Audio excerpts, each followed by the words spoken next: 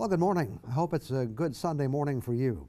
The Michigan State Police say their mission is to provide the highest quality law enforcement and public safety services throughout Michigan.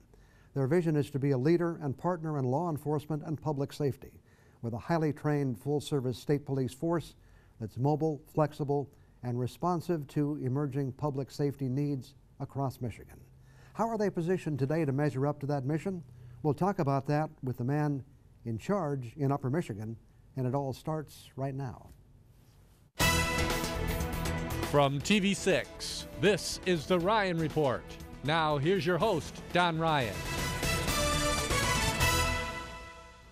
Well, here's a little history for you. The Michigan State Police began as a temporary wartime emergency force for the purpose of domestic security during World War I. This new force consisted of 5 troops of mounted, dismounted, and motorized units totaling 300 men. On March 26, 1919, Public Act 26 reorganized the group as the Permanent Peacetime Michigan State Police. What was once a cavalry of 300 men now has evolved into one of the leading police agencies in the United States. The person responsible for leading the department in the Upper Peninsula is Captain John Helpin, and he is our guest this morning. Captain, welcome to the Ryan Report. Thank you, Don. I'm very happy to be here. You know, before we talk about your organization, let's talk a little bit about you so people get to know the guy in charge of the state police up here. As I understand it, you were originally from Marine City, Michigan, right? I was originally from Marine City, Michigan, which is about an hour north of Detroit. I happened to look at their website, and they kind of describe it as kind of the best of both worlds. You know, they're a small town on the water, and then the big city is not too far away. Yep, small town on the water with some farmland inland, and then we were north of Detroit. My father worked in Detroit, and he commuted every day back to Marine City. And we were chatting about the Detroit Tigers a little bit before I get started here. Yes. So, and you now call Manistee home? I do call Manistee home now, yes. So is the water part of that? Yes, yep, the water is what drew me to the Upper Peninsula. I moved to Curtis when I transferred up here, and we've kind of moved around, but kind of stayed by the water as much as possible. And I assume in your job now you have to spend a lot of time on the road anyway, so it's probably not that important where your home is. But it is not. You mentioned I do cover the entire Upper Peninsula. That's my responsibility, so I'm traveling daily. So it really doesn't matter where my home is at. My main office is in Marquette at this point. When did you begin your career with the state police? I began my career with the Michigan State Police back in February of 1987. I was a graduate of the 101st Trooper Recruit School, and we just graduated last week the 128th Trooper Recruit School. Did you always know you wanted to be a state trooper, or did you have any other interests before that? I did not, actually. I wanted to sail on the Great Lakes freighters. Really? Yes, when I graduated from high school, but they weren't hiring, so I took the alternate route, went to college, Fair State University, got my degree in criminal justice, and joined the state police. Okay, and I know during your career you've been both kind of part of that road patrol and also on the detective side. You've experienced both. I have. My first post was the Pontiac post at Metro Detroit. I was assigned there for a few years, and then I was transferred to the Newberry post in the Upper Peninsula. And from there I did work undercover with the upset team. I did 10 years in the crime lab as a polygraph examiner, and then I have been back out. I was on the emergency support team for 10 years in the uniform division, and I've worked at the Manistee post, the Munising post, the Negaunee post, district headquarters in Marquette as the district first lieutenant in charge of all the field detectives, and now I'm doing my current position. Just some of those things you mentioned help point out the fact that, as I said, you know, I kind of think as the state police as this road patrol and also investigative unit, but there's just a lot more to it, isn't there? Yes, we are a full-service police organization, and we not just service ourselves and the citizens, but we assist other police agencies in the Upper Peninsula and across the state with our crime lab services and our specialty services, such as K-9, bomb squad, emergency support team members, etc. I know the crime lab has kind of been on the, what do we say, endangered species list, you know, for off and on for over the years. Is it pretty secure now? It is. About 3 years ago, we have a stable foothold now in the Upper Peninsula. The state of Michigan purchased a building in Marquette. In fact, it is now a multi-purpose building. My district headquarters offices are in the same building as the crime lab off Wright Street. So we use that building for multiple things. And I know police agencies in the UP are happy it's here. Why is it so important that we have it close by? Well, to help solve crimes and help the citizens we serve, every crime there's evidence at the scene. So when evidence can be brought to a local crime lab versus being put in the mail and sent to other crime labs in the state, it just expedites the turnaround time for us to help solve crimes. You mentioned you were a polygraph operator. I didn't realize that. There's probably some interesting stories there. Yes. Really can't talk about those. No, no, I didn't realize that. Let's talk about how the state police fit in with the whole policing in the area. You know, we have the state police, we have local police departments, we have county sheriff's departments. Where do the responsibilities lie, and how is that sorted out? Well, as we all know, the Upper Peninsula is a little different than the rest of the state, and up here we're a rural area, and we have to get along, and we have to be each other's partners, and we do that. Across the UP, we work hand in hand with our local partners on a daily basis, whether it's scheduling to make sure we have coverage for 911 calls, or where there's special events taking place. We work hand in hand trying to work our schedules so we can make sure we're fulfilling the need for our citizens. And I assume that it probably varies even within the Upper Peninsula as far as availability of other police agencies to work, you know, in cooperation with the state police. It does. You're right, Don. Like, for instance, Marquette, they have a full-time police department in the city of Marquette, a very strong sheriff department. But if you go out to the rural areas where maybe some of the villages do not have a police department, so we have to make sure the state police or the sheriff or a township police department can fill that void. Is there ever an issue with, you know, whose responsibility it is? Does that get to be a problem? No, it really doesn't. I'm not aware. You know, obviously sometimes there'll be some jurisdictional issues that we have to iron out on big cases. But when you really look at the events that occur on a daily basis, the number of them across the Upper Peninsula, it's kind of works seamlessly. And of course, the best thing is people don't have to stop and think about it if they have 911, right? Correct. 911 will get you to a regional dispatch center or a local dispatch center, and a car will be dispatched. And they'll get the right police agency. They will figure it out, yes. Do we pretty much have 911 coverage throughout the Upper Peninsula? Yes, now? we do. There are some spots that there just is not cell coverage, obviously, but 911 service is available throughout the Upper Peninsula now. Okay. A lot more questions. We'll get to those in just a minute. Back with more on the Ryan Report after we take this break. They can still see us here for a moment.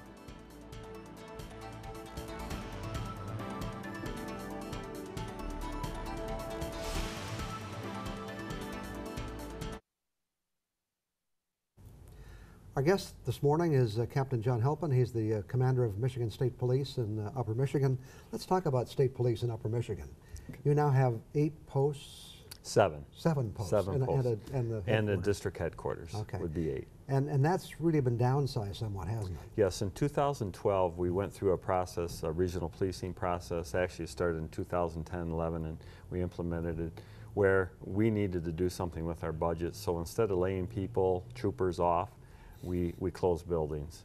We went from 13 physical posts to 7 with 6 detachments. And how is that working out? It's working out. Obviously, when it was implemented, we have some bugs to work out, and we're still working through some issues, but now we're able to provide, we feel, better service, more flexible, more mobile with the system we have in place. I know in talking to some sheriffs in the past, there was a concern that maybe law enforcement was getting a little thin up here, not just because of the state police, but local units downsizing, local police forces, sheriff's departments. Do we seem to be doing well now? Well, we're kind of on the rebound. You know, since 2001, September 11th, that's kind of the benchmark people use. Law enforcement across the country is, in numbers, resources is way down. We're trying to get back to somewhat of a reasonable level. But we've learned, not just the state police, but the county sheriff departments and the local police agencies have learned to do more with less. So that's why we're having to use technology at every advantage we can to supplement the lack of people we have. And I know one of the things you're doing is allowing officers to take patrol cars home. Tell us about that Yes, program. when we implemented the regional policing plan and went from 13 posts to 7 with 6 detachments, we started looking at the bigger concept, the bigger picture, and we realized that if we could have our troopers take their vehicles home and start and end their shift at their home, it was more productive and more responsive to 911 emergencies, whether they were off duty or on duty. They could respond to rural areas instead of going to the post, getting a car, loading the car, etc. Now they have all the equipment in their car at home, and they respond in that fashion. Let's talk a little bit about what, you know, a lot of what you do has to be reactive by the very nature of what you do, but you do some proactive things too. I know, for example, you have Michigan State Police troopers who are working in the community, working on prevention. Tell us about that program. Well, you look in the news on a daily basis and you see civil unrest for whatever reason going on across the country, and police agencies have realized that we need to work with our partners in the community to solve the problems. So what we've done, the state police, we were a leader in this. Each post in the state, including the Upper Peninsula, has one trooper full-time assigned, and they're called a community service trooper, where they go out and they do community outreach, whether it's with elderly, schools, businesses, that type of thing. And they go out and provide programs, answer questions, but more importantly, we're trying to push that down to all department members in the state police. We should all be community service troopers, because that's what we are. We're there to serve the community and the citizens. You also have a number of programs designed to improve highway safety. Yes. What's happening there? Well, we work hand in hand with the Office of Highway Safety Planning. In fact, there's a member of that staff from Lansing assigned to the Marquette District Headquarters here in Marquette. And Office of Highway Safety Planning is a federal nationwide department that funnels information and monies to us and to local agencies to prevent in traffic crashes and to get the educational portion of the traffic safety out to the public. And so we work hand in hand with them, and you might see Operation Care or Click It or Ticket, Summer of Safety with these campaigns. And they are effective, aren't they? We are reducing the number of traffic accidents. They are right now. They are very effective. In fact, a unique tidbit here, the Upper Peninsula has a campaign, Drive Slow in Ice and Snow, and that's a nationwide, it's the first campaign like that in the nation. We have other states looking at that to kind of copy what we're doing here in the Upper Peninsula in the wintertime to prevent crashes that we can in inclement weather. Okay. You had mentioned things changing, and obviously terrorism is having a big impact. And I know there's not a lot you can tell us about this, but there is a Michigan Intelligence Operations Center, which is kind of designed to coordinate some of these activities.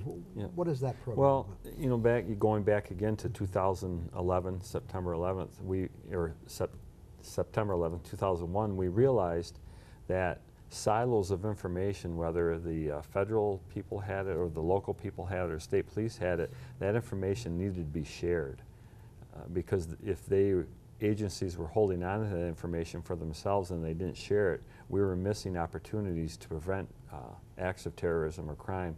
So the Michigan Intelligence Operations Center was stood up in Lansing, and it acts as a fusion center where information is funneled through that to one location and then disseminated again to all agencies, so we're all working on the same page with the same information. And as I understand, that's operating 24 hours a day? It's operating 24 hours a day, 7 days a week, usually staffed 25 to 30 people with federal partners, local partners, county partners, and state partners, and that is in Lansing. There is another fusion center that is connected to that in Detroit that feeds information back and forth.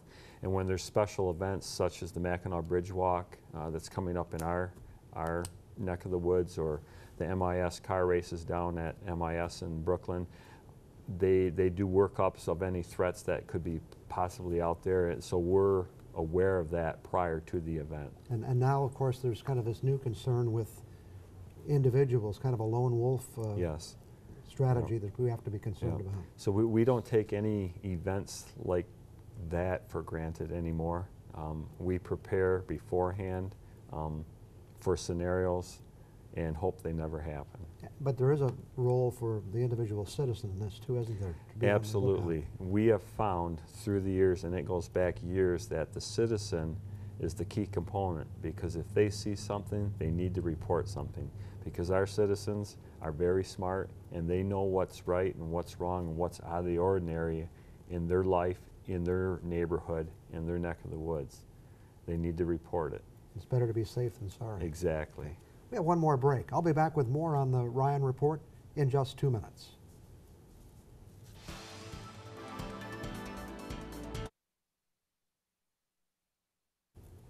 Again, our guest is Captain John Helpin from the Michigan State Police, Commander here in the UP. How many troops do we have in the UP? We have about 150 troopers, 150. about 25 sergeants, and then several lieutenants. Okay. And I assume drugs are still one of the major crime problems in the area. Yes. You're part of the upset force. Is that effective? Is that getting its job done?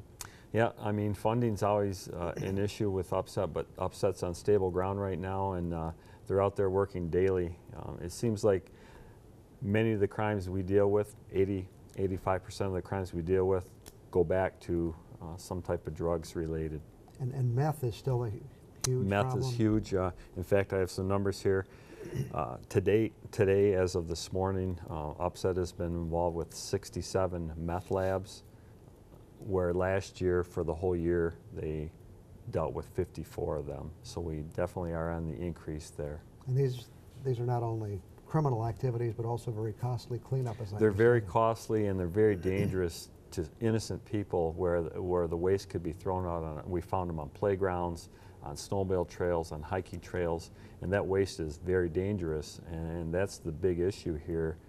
When people make meth, they leave the byproduct just anywhere, and innocent citizens can, be injured and or lose their life if it's not treated properly. And again, if someone is suspicious, don't touch it, just call law enforcement. Exactly, call 911 and we'll go out and we'll look at it, what it is, and if it's nothing, we're happy. What about state police careers? Only a couple of minutes left, but are there opportunities coming up? There are.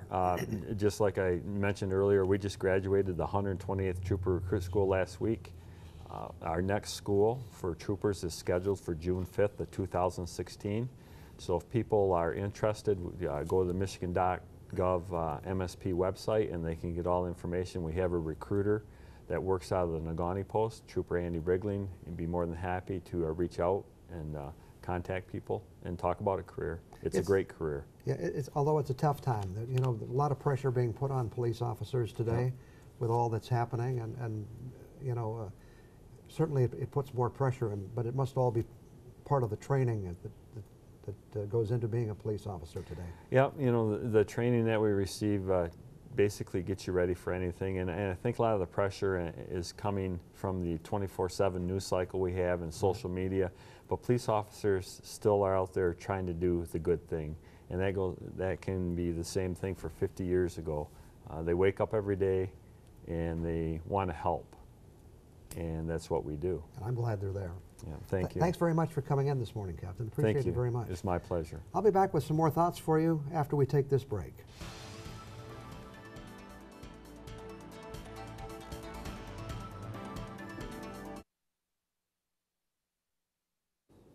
One thing that happens as we get older is we have this overwhelming desire to tell people how things used to be.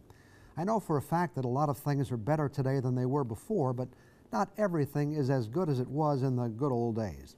I brought something with me this morning that's not the best example of what I want to talk about, but I think it's unique for its longevity. It's a shoe horn. It's all metal, not like the plastic ones you might find today. I can't put an exact date on when I got this, but I'm pretty certain it's at least 30 years ago.